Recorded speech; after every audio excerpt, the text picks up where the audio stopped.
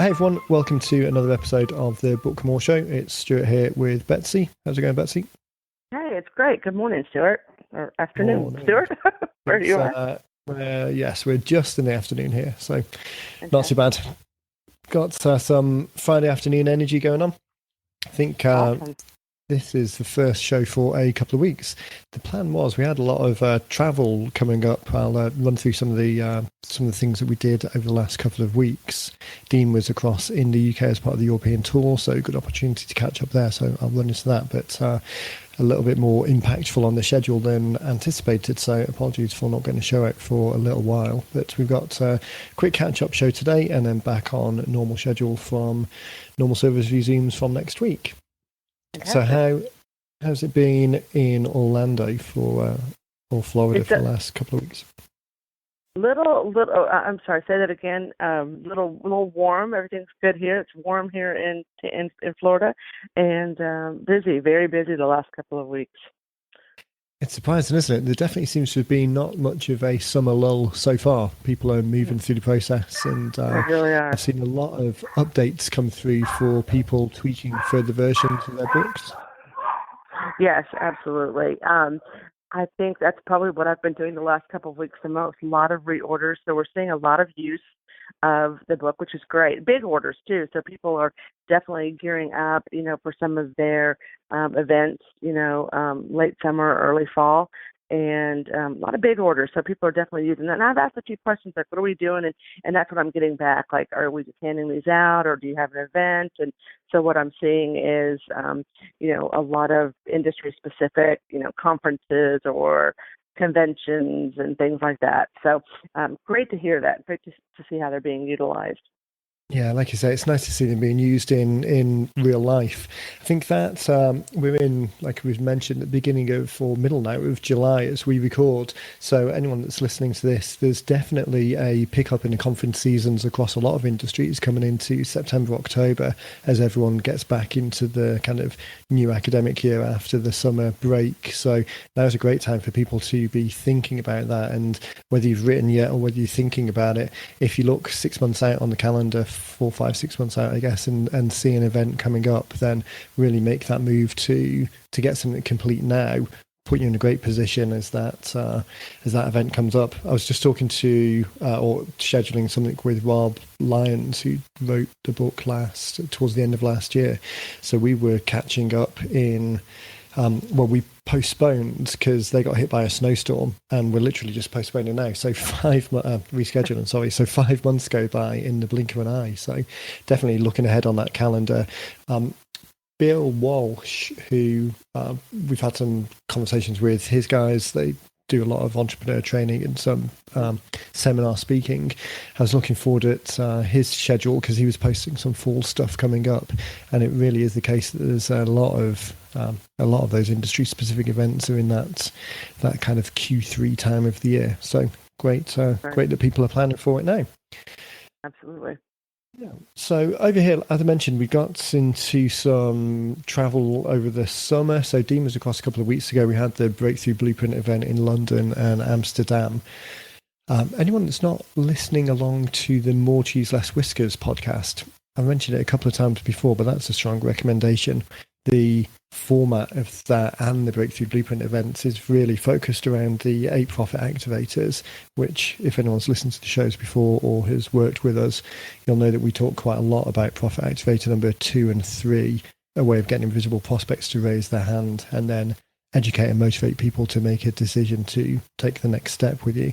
So all of the More Cheese, Less Whiskers podcasts revolve around working through the 8 profit activators on an individual basis, an individual business. So it's a great opportunity to listen along to real life case studies every week. And I'd probably say maybe 1 in 3, 1 in 4, the conversation naturally evolves to someone using a book as a lead generation tool in those early stages. So that's definitely worth listening to. And likewise at the event, small group mastermind events, about 10 people around the table, 10 businesses represented. And it was a really great example of how different people are using those lead generation tools, whether it's a book or a guide or something else, but still that mechanism of getting people to raise their hand. So there's a couple of people from the UK and the financial services sector who were talking about books. One was a consumer-facing book, more around pensions. So a guide to, it's really like that transitional what to do at 62, the state pension guidebook, that specific type of transitional book where someone's coming to a point in their life and needing some information to move across. So that was one.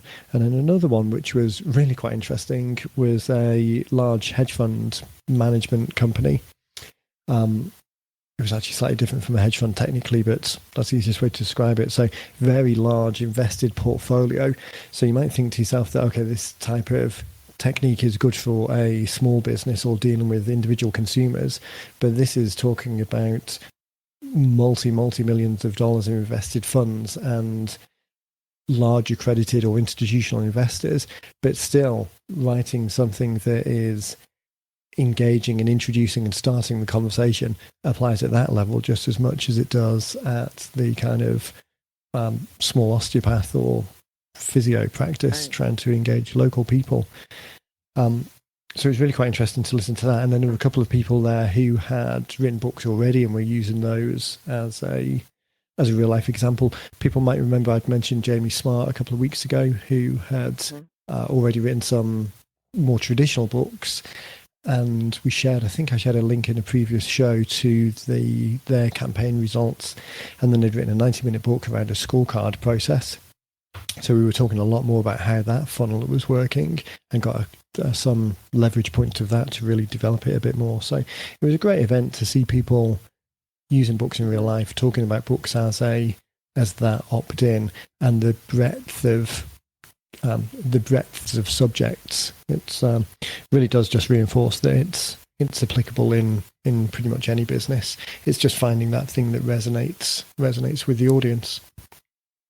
Right. I think I think about those events, and I've been to some of the after events that Dean has done, and that those relationships that are built during that time, they learn so much, not just from Dean, but from each other, and hearing that, how the book is used. It really, those are things that are so important. And yeah, we've had people on the show and people hear that, but I think that face to face in that small, group setting, they really to dive into it a little bit more on a one-on-one is so helpful. And it really puts that idea into people's head, like, I really can do this. I can do this book. I can write this book. And wow, I can see how it can be used, And I think sometimes I get this a lot, and I've had it a lot recently from people saying, I'm just a little guy. I'm not a big business. I'm just a little guy, and it's just me. And I don't really think I can do, I don't think this book is what I should be doing. It's exactly what you should be doing, and I say that a lot. Yeah. Like the big guy, they, typically have the budget and they have the manpower to get their names out there and push, to build their business that way. That small guy, this book is, a relatively, inexpensive investment. It's not a large investment of your financial, means or your time. And so when I hear people say that, I'm like, you're completely wrong. This is small business minded. This is the way to go. So, and it's perfect. So let's dive into that a little bit. Actually, there's a couple of other things I've got on the list which I'll just briefly touch on before we get to the end. But let's expand that a bit, because that, I think, is a really good point, and particularly if you're hearing it a lot, kind of at the cold face of people saying it. So, if the expectation or the concern is that, what's going to be the concern? It's either that they don't have the expertise, don't have the time or budget, or don't think that it's achievable for someone in their position.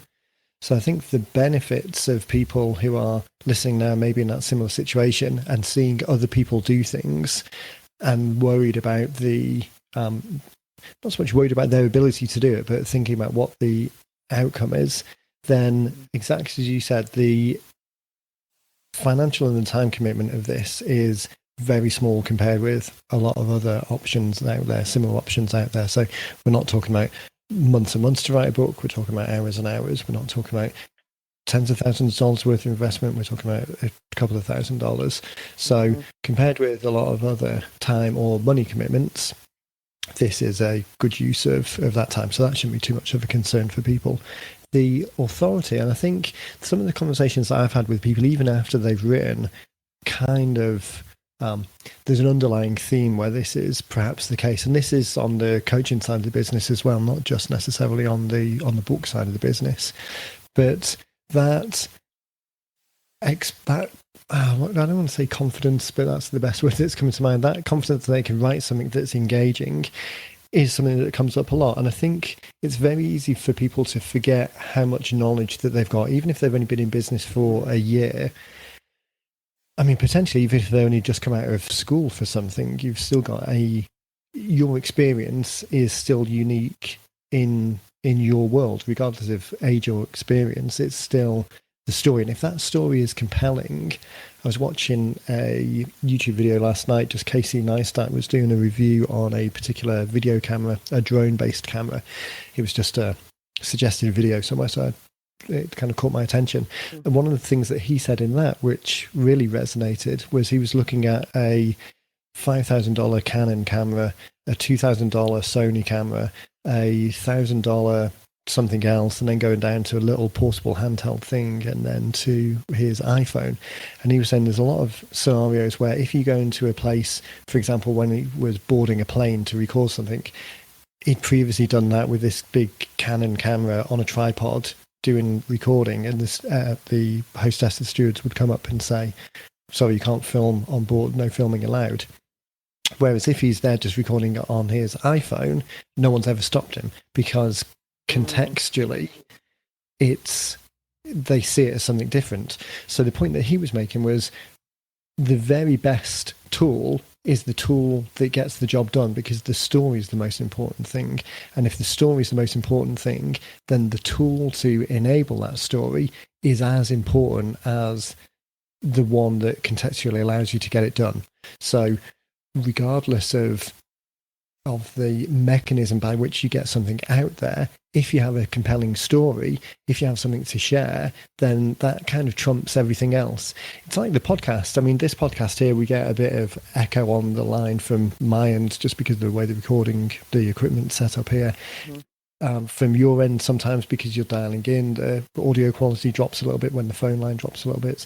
On the More Cheese Less Whiskers podcast, everyone's dialing into that. So this isn't studio level recording, but because the message is compelling and there's some useful stuff for it, and the overhead of doing anything else means that overhead is too great, the mechanism, the delivery mechanism, is less important than the message that gets out there. And I think that is what people forget quite a lot. It's easy to think about the mechanism by which it gets done, or the technology, or which should I promote it on this platform or that platform, or should it be this dimension of book or that dimension of book.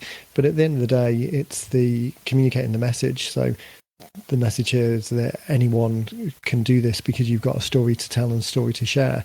And I think it's easy for people to forget that. So even if you've been in business for a year, those beginning stages, those customer experiences, the one-to-one interaction that you get with people, which again you don't get so much once you get bigger. So I mean, to a certain degree, that's an advantage.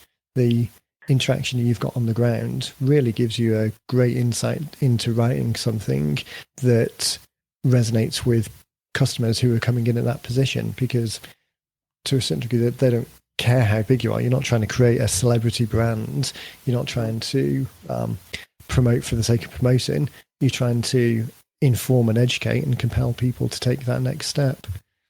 Well, I get that. That is something we discuss a lot when people are coming on board, and they'll say, do you think I can do this? And I said, or how do I prepare for this? And I said, it's all in your head. Like, we're not going to over prepare for this. Don't write a book just to record a book, So, and we've had people send, 19, 20 pages, just outlines. And I'll say, it's all there. You've just spent, 10 or 12 minutes telling me what you want the book to be about. So, your subject, you have that, you have something to share, and people just, I have it all the time. They stop in their tracks and go, oh yeah, you're right. I was able to when you know your field, and when you're comfortable, in your field, and you have that knowledge, you don't even have to have the confidence. I mean, you can spew it out. You start talking about what you do on a day-to-day basis, and it creates itself, and I've even had people come back and say, like, you were so right. I'm so glad that I kind of tossed out my outline. I'm so glad I didn't have all those notes and stuff. So because I mean, it does get very difficult, because if you overdo the outline and try and make it too much, try and write too much of it into the outline, then you do find yourself reading along, and then because it's not complete, you get to the end of the short sentence that you've written, and then you're left hanging. Whereas if you do a quality outline with bullet points and keep it kind of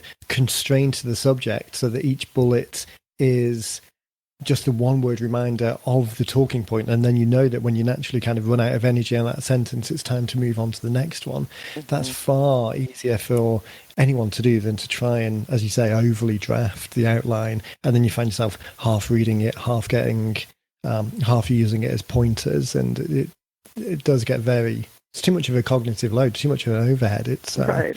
Yeah, it makes it far too difficult. I think that that small business versus big business, and seeing other people advertising things and where do I get it out to, again, looking at it from the small to medium-sized business perspective, the other benefit is that your audience is probably more local than a larger brand anyway. So the pie that you're trying to win, the area that you're trying to influence, is much smaller than a national brand or an online presence, because you've kind of got a geographic constraint as well. So I think when people look at, we were just talking before we started recording, and Kurt mentioned that that people see the end results and forget about the work leading up to it. But that work is very context sensitive or context biased.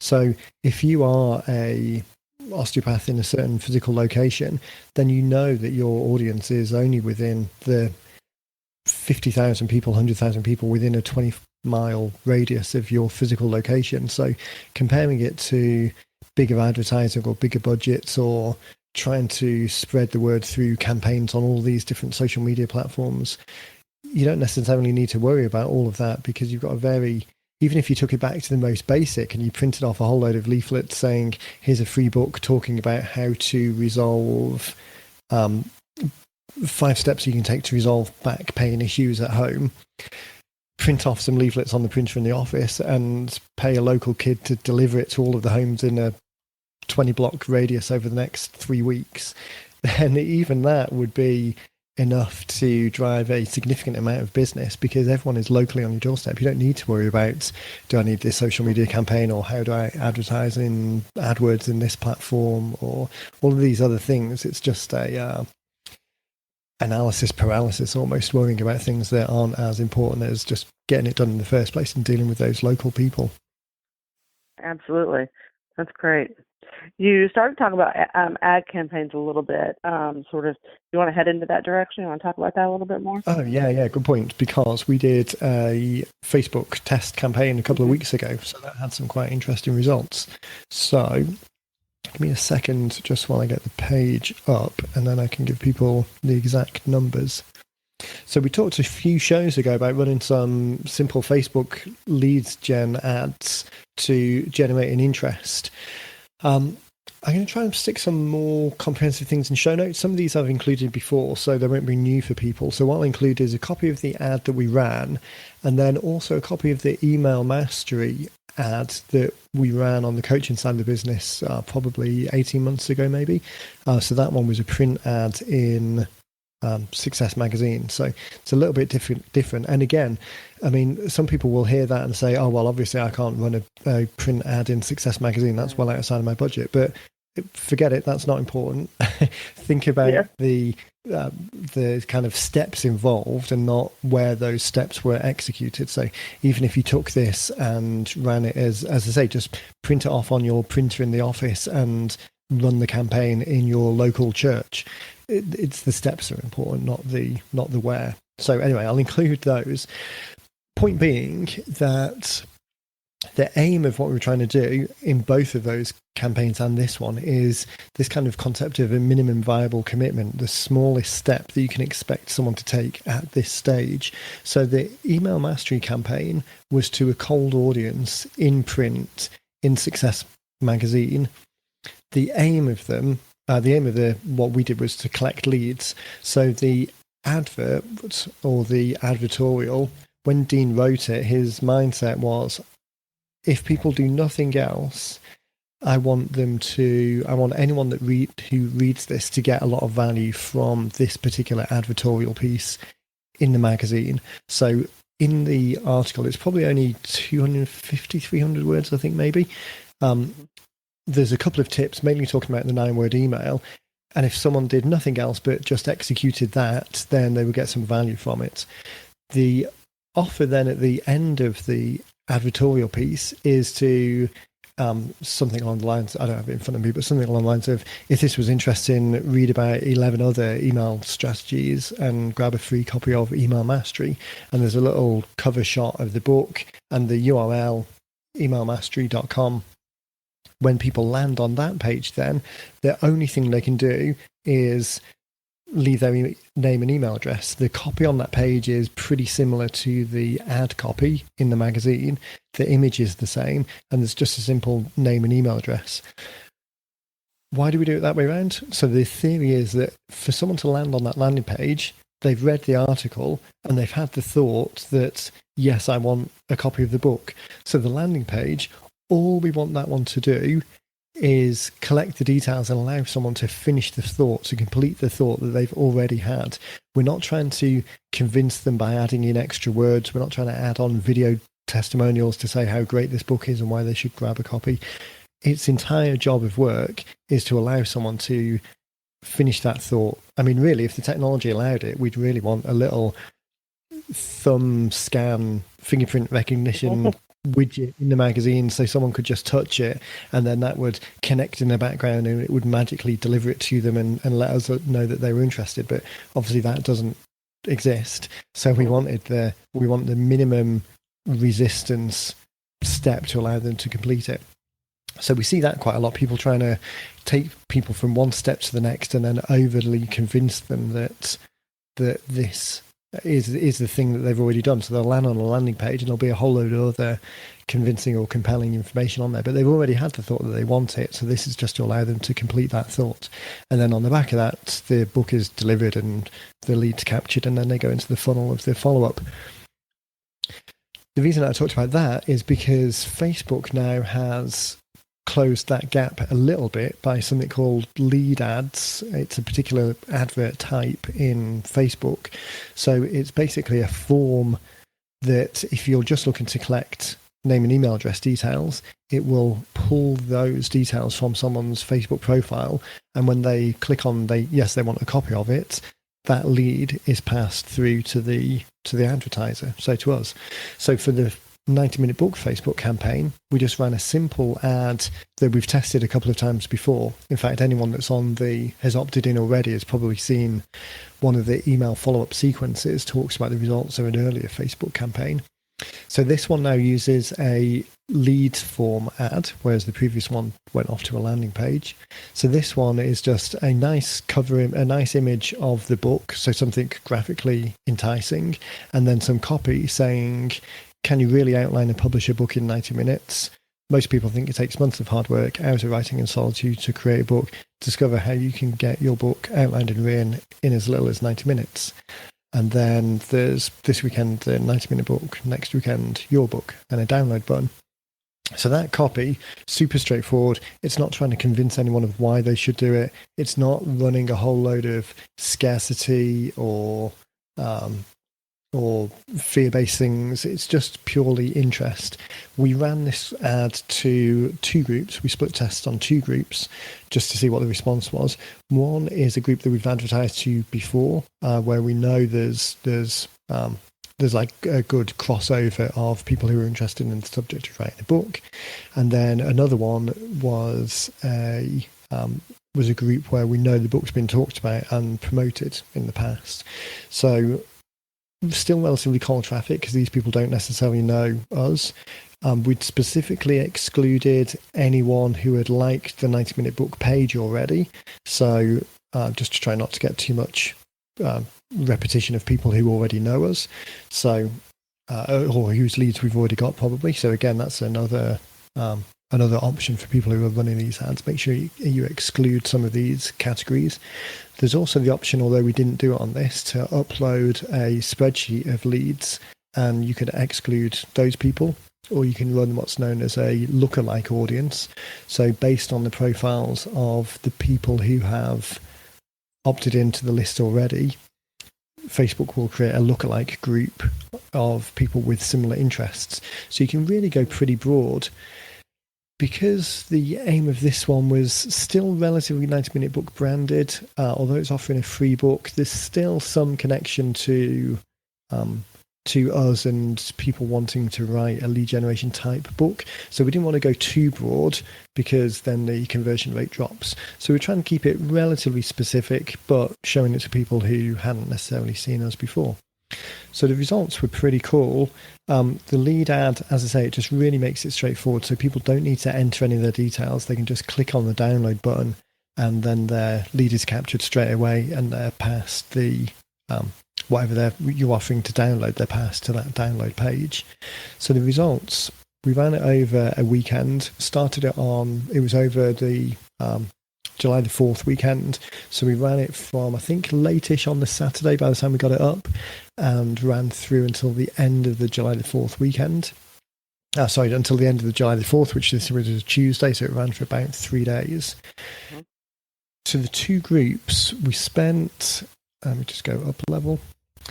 So we spent in total just $112, and from that pulled 94 leads. So that's averaging $1.20 per lead, which is really pretty impressive. Absolutely. But when I mean, it's really quite surprising. But then when we break it down even further, the first test group, the one that's slightly more known, we spent $60 there and got 74 leads from it. So that first group was just at 81 cents a lead, and the second group that didn't convert quite so well, it was a colder audience, so we were expecting that somewhat. But that second group then spent $53 and got 20 leads, so that was $2.65. So you can see as a test, we're going to put a little bit more effort now into that first group until the conversion rate starts falling off. But converting leads for 81 cents is pretty special. Right. The follow-up campaign is then just the regular follow-up campaign. So the initial cookie, the initial book is delivered. Then there's a follow-up question asking about... then we give the previous Facebook campaign details, and then we ask the question of what type of business someone's into. You start that engagement, and we've already seen a ramp up in the last week of people responding to that. So again, a little bit difficult running through the specifics of a campaign on a audio podcast because there's a lot of jumping around if people aren't necessarily familiar with it. But I think there's enough information, impressive information, for people to really kind of dig into it themselves. For the small amount of money that was spent, the potential leads, the potential business out of that is pretty great. Out of 94 leads, I mean, even converting one of those, absolutely. Yeah, absolutely. And I think and the other thing as well I really wanted to get across when we were doing this was just giving the example of how simple it is. In the last couple of shows, I'd mentioned these Facebook lead campaigns because we're starting to use them more and more now, because it does remove that extra step of having someone type in their name and email address. Mm-hmm. So it is a little bit more straightforward. And then you've got all of the demographic power of Facebook advertising, which is super helpful. But what I really wanted to get across to people was the simplicity of it. So I really kept this as basic as we could possibly keep it. So the image that we used on the Facebook ad is an image that we provide people as part of their 90-minute book. So it's just a nice little image. The proportions of it are a pretty average social media size image. It really just focuses on the cover of the book against a background. So super simple image. The words in the ad copy kept specifically to the words that we've used before. Didn't try and tailor it and tweak it anymore. This really was just done for speed and just to benchmark something with no dialing in. I mean, if you wanted to tweak this over time, we'd maybe include the name of the group that we were targeting, or tweak the word slightly so that it was a little bit more specific to those people. But again, this was just to benchmark it and show how simple and straightforward it can be. The follow-up sequence that we put people into afterwards, exactly the same as a follow-up sequence we use already. So all of these steps, each one of them, you can tweak and tailor and make more targeted over time. But just to get something up there in the first place, for anyone that's listening to this, to use this as your first campaign, just to quickly get something out there, super straightforward. There's a load of Facebook lead ads are something that's relatively new, so there's quite a lot of information out there on just Google around for lead ads and how to set them up. Facebook's interface, it's a bit of a pain in the neck sometimes, so it's not always the most straightforward, but it's certainly not rocket science. I do have a problem with one thing. So the only thing that's a real pain, so this is a takeaway, is that you can't edit the lead form pages. So once it's set up, once you hit submit, the only thing you can do is then duplicate it and change it to something else. So I was tweaking around with the words, and I think I changed the image once, and then every time I wanted to change something, I had to recreate the form. So that's a bit of a pain. If anyone's thinking about this, try and have those things together up front. So the copy that you want on there, the title that you want on there, and the image that you want on there, work on those offline and then stick them into the lead ad. But apart from that, relatively straightforward. The ads seem to get a pretty good view rate, a good response rate. The opt-in rate was pretty good. Again, we were sending these to audiences which weren't very close, but we were certainly aware of who we are. So think about that when you're sending it out there. But really, this is something that everyone should try straight away. Certainly everyone that's got a book written already. I'd really suggest doing that over this next weekend coming up. This show's going to go up on Saturday, so hopefully people will listen to it over the weekend. So during the week, just grab an image, draft some headline copy that's compelling. Try not to be too convincing. Probably don't use fear-based tactics, that type of thing. Remember, this is going into Facebook, which is a relatively friendly environment, so make it as compelling as possible rather than trying to be convincing. But I really think this is something that people can get up next weekend, and for the sake of $100 or a couple of $100, can really start getting some data back. That's great. That's great information. For sure. Yeah, and hopefully super useful for people as well. I mean, as we've said before, it's great to see people out there using their books in the physical environment to audiences where they're perhaps already known. But as a way of engaging with unknown audiences, I think this is one of the better techniques that are around at the moment. I agree. So very successful. That's awesome. Fantastic. Well, we are just heading past half an hour, so I'm going to draw a line under it here for this week, and then we'll be back next week. I'm going to stick a couple of these images into the show notes. So if people head over to the show notes, and I've just suddenly realised I'm off the swing of which episode we're on. So I'll give you the URL in a second when I found it. But if people do have any questions or any Q&A type things you want us to follow up with, anything that we've touched on over the past couple of shows, or anything that's holding you back from getting started, then just shoot us an email either to support@90minutebooks if you just want to ask a question, or to podcast@90minutebooks if you want us to talk about something particular on the show. So this episode is episode 30. So head over to 90minutebooks.com/podcast, and this is episode 30. I just went onto the website as I was looking for that, and last episode was 29 as well, which we talked a lot about Facebook. So if this is the first episode you're listening to, you want to think or hear some more Facebook ideas, then listen to the last show, episode 29 as well. and we use 4 or 5 different types of examples there. So there's a lot more information there on how you can use Facebook. But hopefully the results of this campaign, we'll keep you posted as well. We're going to tweak these over time, start running them to different groups. We'll use that first group as the benchmark and then just split test against those going forward. So we've always got a nice comparison, and then really should be able to provide some useful information as we get back to people as we get this more and more dialed in. I think so. That's awesome. Perfect. Okay, guys. I had on the list as well to talk about scorecard books this time, but I'm going to do that next time.